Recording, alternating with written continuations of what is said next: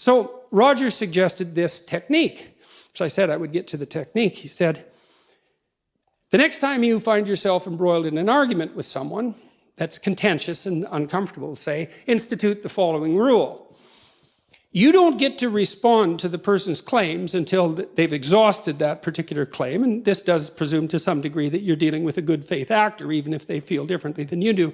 You don't get to respond until you have recapitulated their viewpoint and summarized it in a manner they find acceptable. That's so treacherously sneaky, that rule, because what it means is you have to demonstrate that you attended to what they say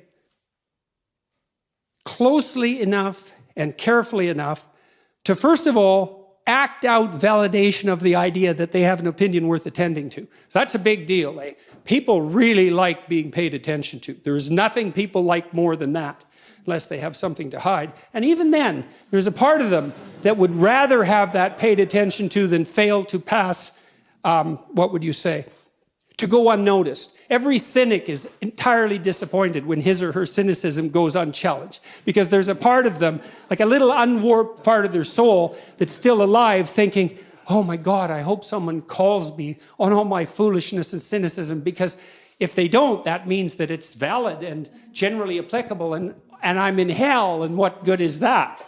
And I really mean that. I really mean that. And so you're called upon to, first of all, summarize what they said, which is not an easy thing, right? Because it means you have to, and sometimes it's somewhat incoherent and emotion-laden, especially if it's in the course of an argument.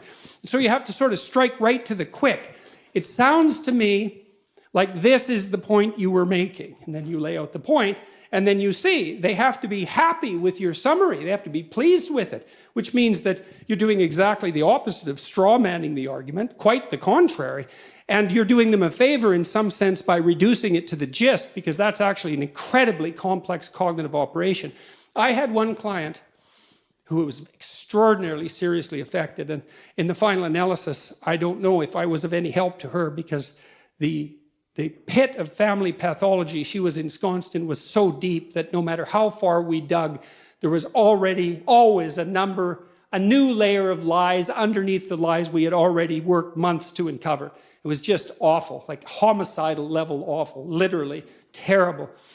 But she told me she went on a tangent that lasted for 4 consecutive day clinical sessions. Like, they weren't the whole day, but they were 50 minutes on 4 consecutive days. I had no idea where she was going. She was wandering all over in this Freudian associational manner, and she came to the point at the end of it. It was unbelievable. She tied together this, she was a very intelligent woman, she tied together this tremendously long, incoherent ramble into a little bow right at the end, like the punchline of a remarkable joke. And she had extracted, in some sense, the gist of what she was saying as a consequence of the circumambulation, the wandering through all this territory. And when you listen to someone very, very carefully, and especially if they express themselves for a while, and you say to them, well, it sounds to me like this is what you're saying.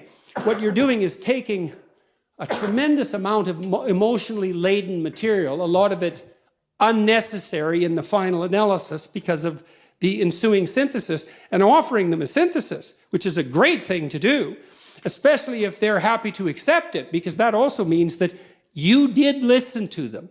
So you signified that they were worth attending to, and then you listened to them enough to actually understand what they were saying, to try to understand it, and then you did understand it. And then they're way happier with you, even if you're arguing with them, because at least now they know they can rely on you to be a reliable listener, and that you're not trying to, you know how it is when you're arguing with someone, there's a part of you that really wants to win. It's like, I'm right, you're stupid and wrong. And so the best way for me to demonstrate that is to warp and bend your argument in some, make it trivial in some way it isn't, especially if it's directed to some degree at like elucidating my character flaws and to minimize you in doing so. And if you do that, of course, well, that's not a great road to peace unless you're willing to bring a big club to the argument, and many people are. And instead of listening and trying to make peace and sort things out, they'll use all sorts of subtle forms of suppression in their ensuing dialogue just to keep everything, you know, under the rug or in the closet. I wouldn't recommend that as a medium to long-term strategy, especially if you're trying to bring peace to a household. You have to go through this horribly painful process of listening to the people around you tell you what they think of their lives. And if you do that, then, well, maybe you can all come to a place that is characterized by something approximating genuine peace. And I would say that even psychophysiologically, I mean, when there's tension in a household and multiple, what would you say, systems of value operating simultaneously, there's a tremendous confusion about what should reign supreme, right? And you think, well, nothing has to reign supreme. We can all have our diverse opinions. No, you can't. Not if you're going to live together in harmony. There has to be some overarching structure that unites you. What else is a family if it's not an overarching structure that unites you? Now, within that, there can be tolerance and even appreciation for necessary individual differences, and obviously there should be, but that doesn't mean there's not a higher unity that the entire organization, let's say, is striving for in some manner, and not only striving for, but pining for, or even dying for. And I don't use those words lightly. Like, the absence of that incorporating higher structure is a felt sense of catastrophe on the part of the members of the family. They're always at each other's throats. They're interfering with each other's goals. They can't listen. They're in a chronic state of hyper-arousal because they don't know what to do ever. They're hopeless because no goals have been clearly defined, and we experience almost all our hope in relationship to defined goals. So this isn't some, what would you say, humanity's myth or some reality that isn't as concrete as everything that you see before you. It's quite the contrary. And as far as Rogers was concerned,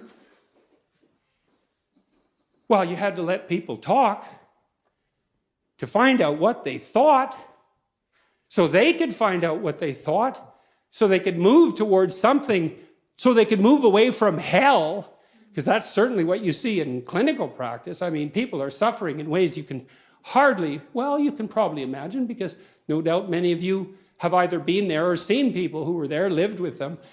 To move away from that's more real than anything else. If pain is more real than anything else, what's even more real than pain is whatever we have to fight off the pain. And that's free speech. It's identical with freedom of thought. It's associated with this capacity and necessity to listen deeply. They're flip sides of the same coin, to use a terrible cliche. And all the clinical data we have, including the more stringently research-oriented clinical inquiry, indicates quite clearly that the exchange of information like that, the generation of semantic and emotional information in a state of relative freedom, the revelation of those thoughts, and then the discursive analysis of those thoughts, say, and then the implementation into action and the testing of them, that is the pathway to health, insofar as that can be attained by, say, psychological or spiritual means. And so that's why free speech is not just another freedom or right among many. It's certainly not viewpoint diversity or anything like that. It's the mechanism by which we generate the conceptions that allow us to organize our experience in the world. It's that mechanism.